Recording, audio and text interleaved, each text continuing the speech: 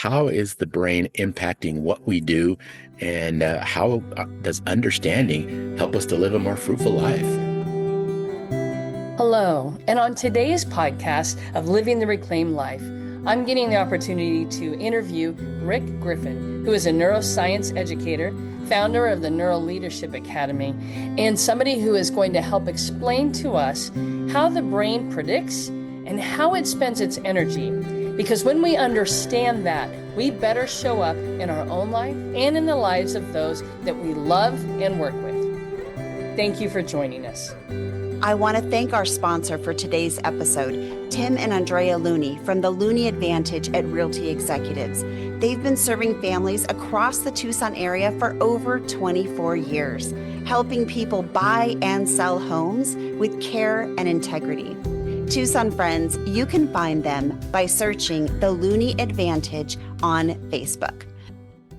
Hello, and welcome to Living the Reclaimed Life. My name is Robin Blumenthal, and I'm one of the co-hosts for Living the Reclaimed Life. And today I'm very excited to be with Rick Griffin.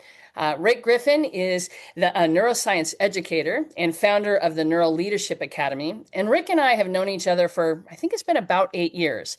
And when I first met Rick, he had been involved with a project, the Paper Tigers, which was a documentary. And as we began talking and have developed both a friendship, but mostly I look at Rick as a mentor in what he does. So Rick is here today because not only is he working as a neuroscience educator, but he has a way of explaining things about the brain's energy and about how the brain predicts that makes the average person like me understand sometimes why I do the things I do, why I don't do the things that I thought I was going to do, and a little bit of all of that. So I think that you will find that this episode will be very helpful for you understanding your own behavior and some of what you can do about that. So Rick, thank you for being here, and I'm going to hand it to you to tell us a little bit about yourself. Oh, Robin, thank you so much for having me. I really appreciate it. And love the introduction, especially when it includes Neuro Leadership Academy. That is my new baby. I absolutely love being involved in helping others understand what's going on with the brain and the consequences for not understanding the brain.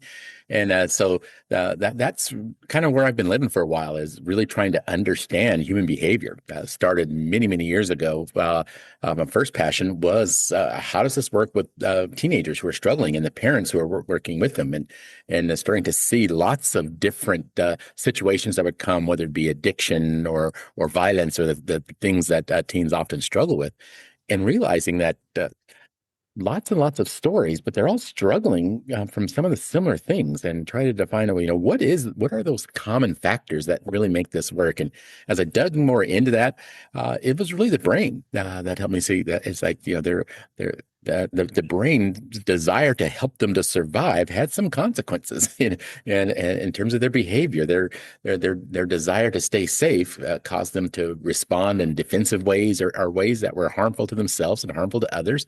And so I thought, wow, this is really interesting. How do I learn more about that? And so as I continued to study that, and it became really important for me to share that at the time with the parents of the teens we were working with, and saying, okay, here's what's going on with your kid. They're not a bad kid. They're just protecting themselves in ways that aren't very helpful. And so I started to share that with parents, and started to realize that, wow, when we understand what the brain is doing and the consequences for what the brain is doing, I think we can find better interventions.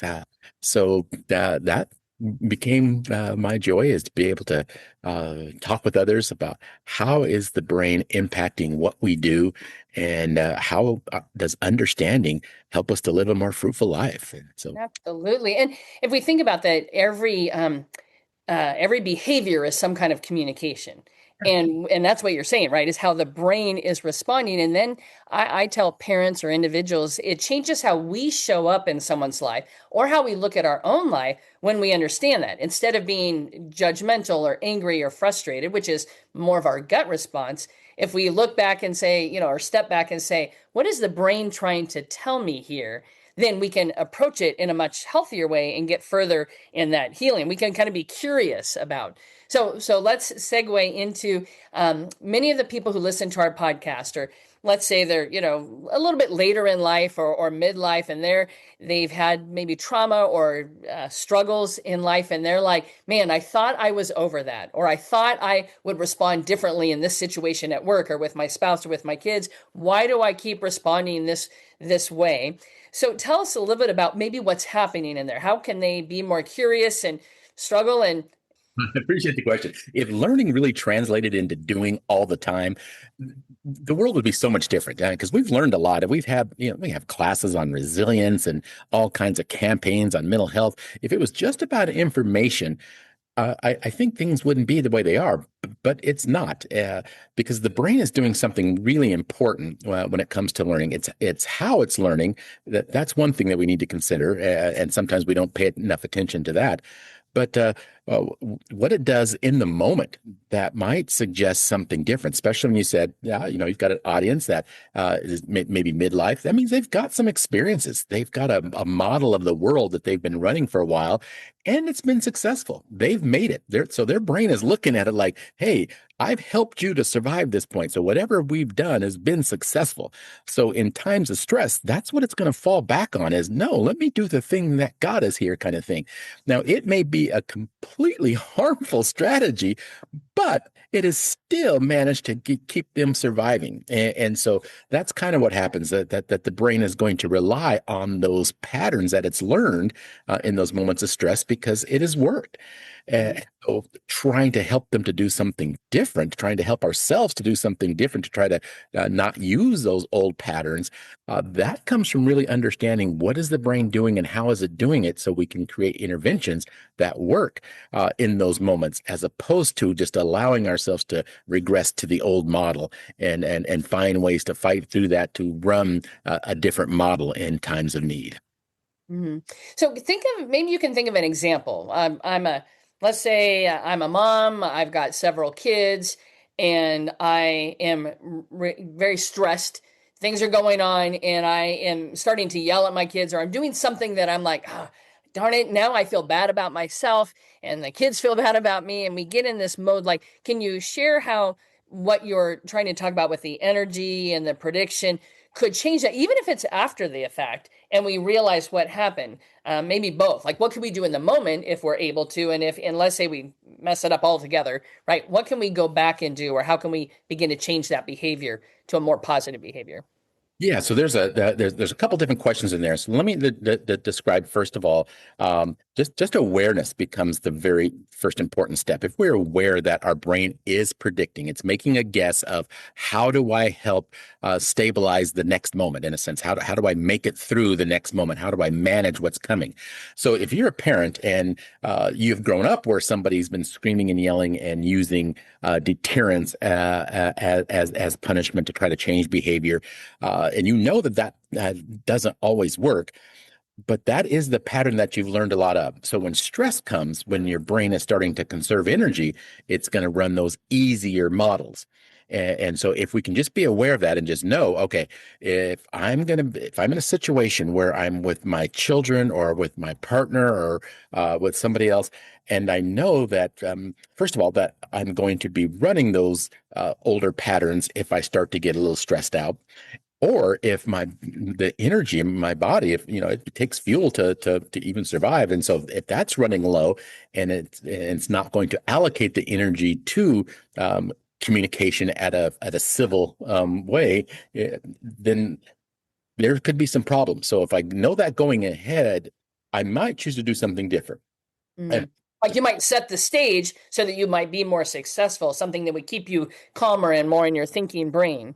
Right. And so I like to my son, I might say, right now I need to maybe just sit down for a little bit, get a drink of water, kind of reset, because I know that what I do in that moment is not going to be helpful if I'm already running low. So just awareness of where I'm at and what it's going to take from me. And I can just stop and reset before I pursue might be the best thing I can do. So I know it sounds kind of counterintuitive, but sometimes the best thing that you can do in those moments is do nothing. is just to let yourself reset, because it's just using too much energy and it's going to require energy to make an effective response.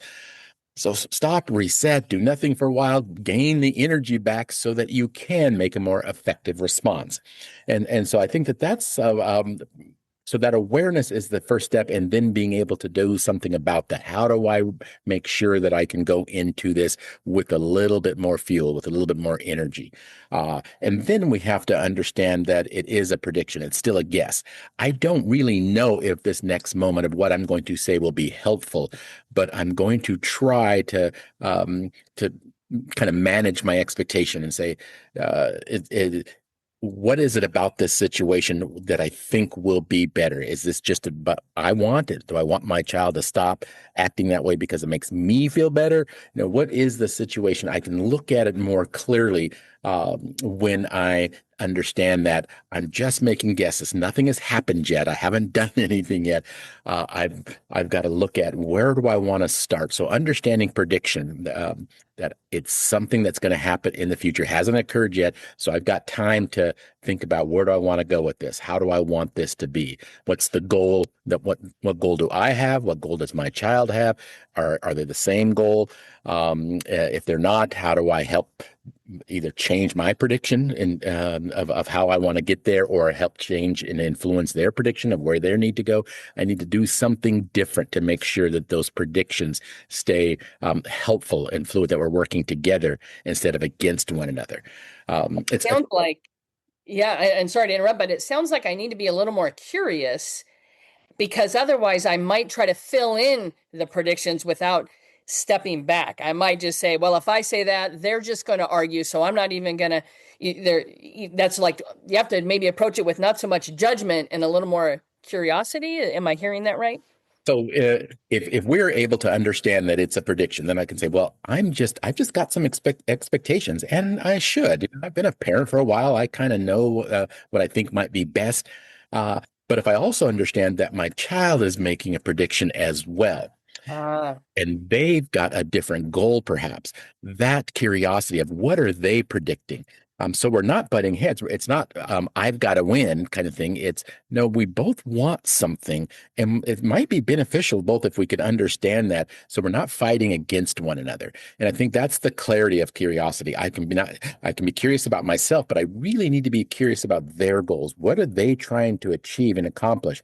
Because if I'm fighting against them, it is going to be a fight. And so how do I make sure that we're aligned in this? And I think that's a precursor to that curiosity is, can I be curious on both sides and the goals of both sides? So I often use the analogy of like sports. I guess the best sport would end up 0-0 because you're preventing the other team from scoring. But that can't be at all. You've got a goal too. You've got to be able to score. So you've got to understand both sides of it. What are they trying to do, and what do we need to do, and how can I do something that makes that effective, and it doesn't become just my way or the highway. And so, yes, it's curiosity. However, it's curiosity on both sides, so you understand. Absolutely. And that's how we certainly all of what you're sharing would apply in a marital relationship. It would apply with a boss employee or friends. I mean, I think of so many times where we're already rehearsing what we're going to say, but we're not. I guess that's what I was thinking. We're rehearsing what may or may not happen without the curiosity of it. We're just trying to get our point. We're just trying to be on the defense or just on the offense, and we're not trying to see that it's both and. I think that makes a lot of sense. Anytime there's two brains involved, at least two brains, because it's our brain, we got to understand that our brain's doing something, and it can't have a limited capacity, low energy, and all those kind of things. But so does someone else's, and so I got to understand that too in order for it to be helpful. And it doesn't matter what two brains they are in whatever capacity they are. It's still going to it's going to drive their behavior. It's going to drive my behavior. And if I really want this to go well, I better understand both. Absolutely. I love that. When you, I'm going to go back to something you said. You talked about that taking a moment to reset or taking space or stepping back.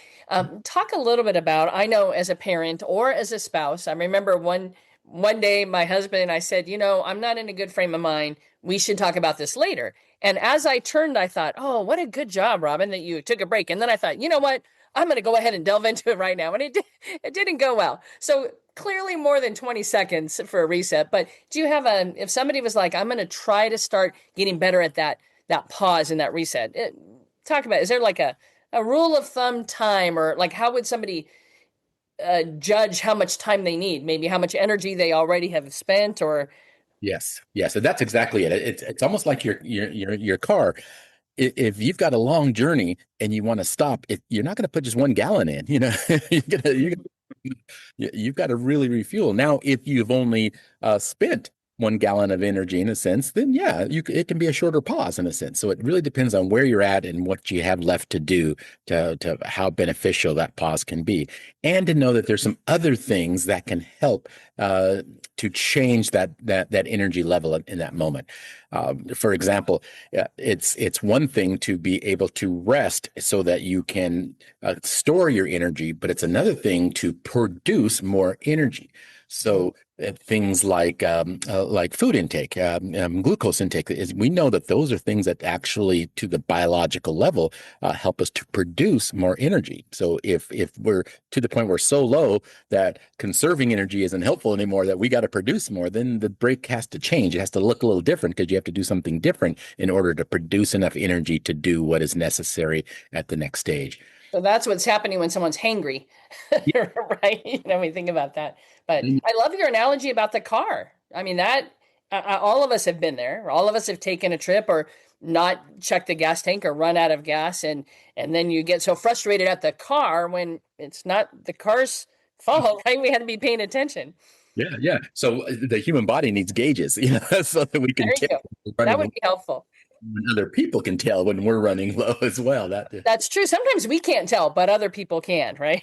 So, oh my goodness, I love that. All right, so then we talked about a little bit about how we kind of that pause and reset, and we look at the energy. What are some other pieces that would be helpful for people to know when we're looking at the predictive brain and brain energy that would be maybe helpful across the board, wherever somebody lives and works and breathes, because our brain is with us all the time? Well, I don't know if you understand how brilliant that question really is, Robin. But gosh, thanks. No, I don't. I think that's the one thing that we don't understand sometimes about the brain.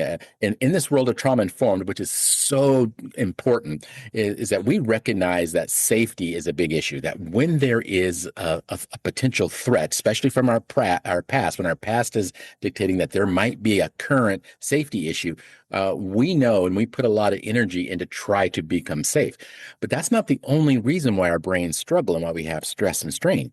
And so we've been talking about energy loss. And so that's another component that has nothing to do with safety. You can feel completely safe, but still low energy, and it still has some problems in how to respond. But there's two other things that the brain is doing that I think are equally as important.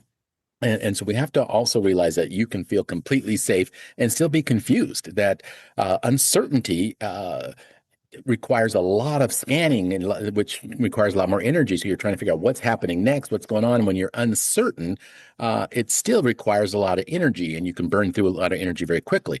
So it might not be an issue of lack of safety, and it might not be an issue of low energy. It could be an issue of that you're just uncertain, and you know that if you don't have some answers to that, then it will become an energy issue. But in the moment, it's really just about I need some clarity. I need to get, what are the expectations so that I don't have that strain build up. So yes, absolutely, that threat is a huge concern, and so is uncertainty, and so is energy loss. And the fourth one really comes down to that capacity issue. Do I have not necessarily energy capacity, but just do I have what it takes to manage the moment ahead? I mean, maybe it's a skill set. Do I have the ability to manage what I think could be coming up because of overwhelm? Sometimes you can just be too overwhelmed. There's too much data to go through. So it's an overlap with the energies, but I'm not low in energy. I just don't have enough energy for that kind of all the data that might require for me to process in that moment. So overwhelm is a concern that is really, really genuine, that often gets overlooked. We think about that often when it comes to neurodivergent issues. So we start thinking about sensory overwhelm and those things. But I don't think we often consider that every human being has a limit to what we can deal with in terms of capacity. We've got 11 million sensory inputs all through our body. We're only paying attention about 40 or 50 of them. And because if we had to pay attention to everything that was happening, we'd all be overwhelmed all the time.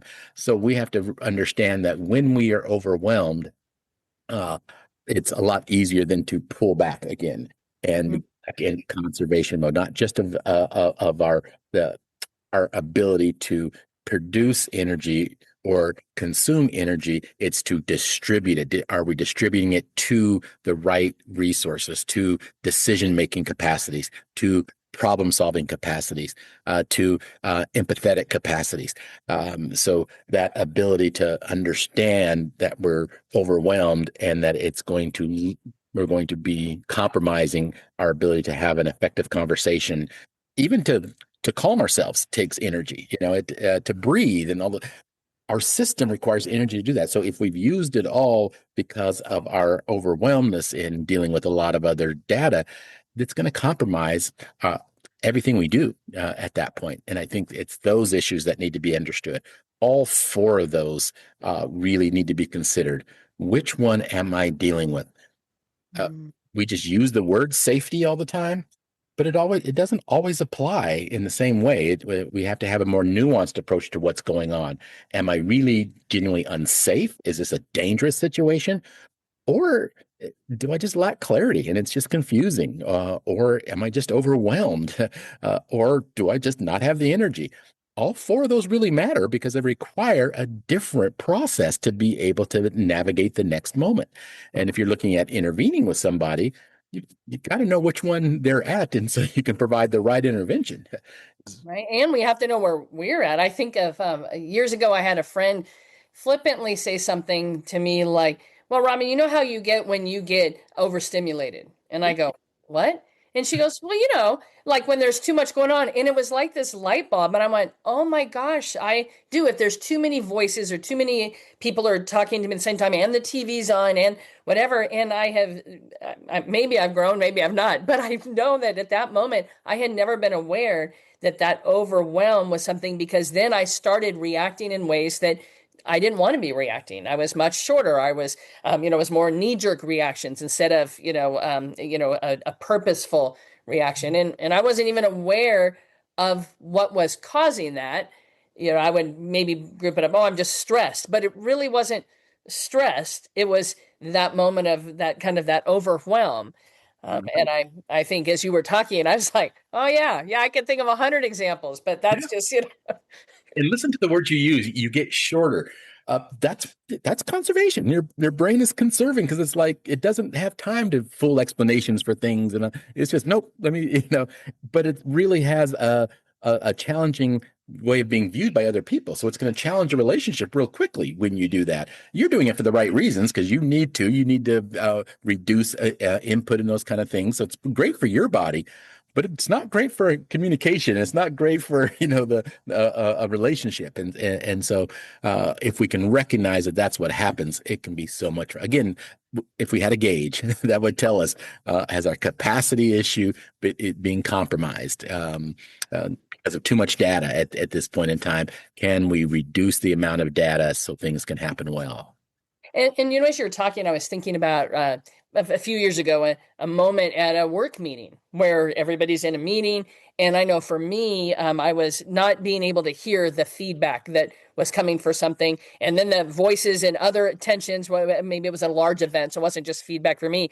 And you could see all that rising in the room. And as you were talking, I'm like, oh yeah, the energy was just running out everywhere, but it wasn't where it needed to be. And how do we go forward to the next step? And the leader or anybody who recognize it might have put a calm. Sometimes we say, let's take a break and calm down. Normally that word is not the word, at least for me, that's not going to help restore anything at all. But I think that somebody who understands how our brains, or what are we hearing everybody say? How are we processing? How are they processing? That's why I think what you teach and do is so fabulous, because I think in everyday interactions all over. Knowing some of this can change how we interact. We can show up differently. I can't do let me give you a 10-minute brain lesson as I'm in the middle of the thing. But if I react different, I can help reset their brain a little bit, right? Or could I think that's what you were talking a little bit about, that other person. Yes. Yeah. And I think it ties so well into some of the things that you've been doing for a while, especially from that trauma lens, because when you have a trauma history and your brain is already scanning for signs to make sure that you're not re-injured again. So it's like trying to keep you safe. You've had this terrible thing happen to you. You got to make sure that it doesn't happen to you again. So you're scanning that. That takes a heck of a lot of energy to continue doing, but you don't realize that it's taken so much energy that now it's causing certain responses to be short and or to miss out on other visual cues because you're so focused on safety cues. And so we start realizing that our past history is in the current moment, it's causing some troubles, and it's not related necessarily. It's not because this person is doing the same things as the harm in my past. It's just because the harm in my past still is haunting me in a sense, because I'm having to scan to make sure it doesn't happen. And so I hope that we understand the difference between that. So you're not trying to always heal somebody's past history, because you can't do a lot about the past sometimes, but you have to realize that, but it's still doing some current damage because I'm still scanning, and that scanning is what's taking the energy and keeping me from bringing forth my best self. And I think that that's how I start to feel a little bit more healed, is to realize that now I'm not having to continue scanning all the time. Race was my big issue. It's like, I'm always scanning for somebody to be racist. I'm realizing, no, that's your past talking. Don't spend your energy thinking about that. And now I can bring my best self forward. I can realize that maybe, wow, this person was actually giving me a compliment. It had nothing to do with my past. And so I can bring forth my best self. And to me, that feels like I'm healing. Oh, absolutely. I think about when you think of either ourselves, we're triggered or activated, like you said, something from the past has inserted itself. And the same thing can be happening to the person we're talking to. So now you have two brains that are doing this dance or whirlwind. And in our last few minutes, is there a way when, let's say that we are bringing our best self in that moment, or, as close as we get to our best self, and we realize that this other person is whoever, it could be a child or our friend or our spouse or a coworker, seems to be maybe being, triggered or activated or overwhelmed or whatever. What is something we could do, or what are a few tools that we might be able to do to help them from our end of it? Yeah, great question. So it's the first thing that we need to do again is to try to name what the strain is, in a sense that they're going through something, right? They're, instead of just advancing to behavior. Yeah, if we start thinking about it in terms of behavior, I think we have already gone too far. So we have to realize this isn't about someone's bad behavior. This is about their brain being in a state that is no longer helpful in the moment. Okay. And so I think that's the first big step that we can take. And then once we've done that, I think then we can get into an area to try to figure out now which of those 4 areas that I talked about is the one that they're struggling with. So I know how to assist. That they're under strain. The brain's under strain. It's not behavior. It's just a brain under strain. So how do I help this? And then if I can figure out which one it is this an issue of safety? Are they predicting a challenge in their safety? Then I know that, okay, they're feeling threatened. I need to bring some safety. If I'm looking at it, it's uncertainty that is causing the activation. That's causing them to be strained in the moment. Okay, now I need to bring some clarity into the situation. Oh gosh, it's overwhelmed. They've got too much going on in one area or another. Now I know how I can bring a little bit more capacity or stop the amount of data coming in from different sources. But if I find out it's an energy loss, okay, we can suggest a rest, a pause, grab a bottle of water. Hey, let's take a snack, and I can do something different. So those are the things that we can do for somebody else. And it's important for us to start with that sense of knowing that it's not behavior. It is the brain doing what the brain does. They're just trying to manage their world. And right now it's causing some extra strain. How do I help that?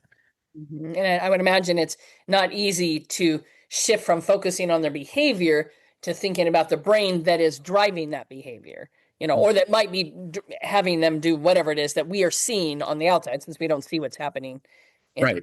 Because their behavior, in a sense, starts to give us signals that may think that we are not safe. They're doing something that might endanger me, or they're doing something that might end up taking more time to deal with, and so I don't have the time for that. It starts to become a prediction for us that becomes challenging, and so we have to resist that. Say, this isn't about me. It's the Q-tip model. Quit taking it personally. This is about them and their brain right now that's showing a little strain. Let me figure out how to produce, how to get them back into balance a little bit. I love that. I think that is so helpful. And if you could bottle that and take it in a pill or something, then oh my gosh, you'd be a millionaire, right? Because you'd be like, oh, here, take this. This will help us both. So. It won't be in a pill, but I am coming forward with neuroresilience is the new course, and so the acronym of that step I just walked you through is called NAME, or the acrostic, I guess, since it spells a word, but it's name the moment so you can meet it. So NAME. So you're noticing the brain that's under strain. You're assessing what the brain is responding to. You're matching the response to what is needed in that moment, and then you're expanding the ability for the brain to respond in the future.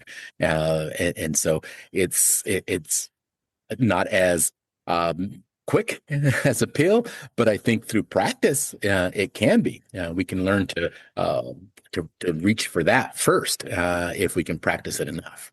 Well, and that's exactly why I invited you to be a part of the podcast, because the way you explain it is understandable. And if we understand something, it makes it easier for us to learn, to experience, to practice it.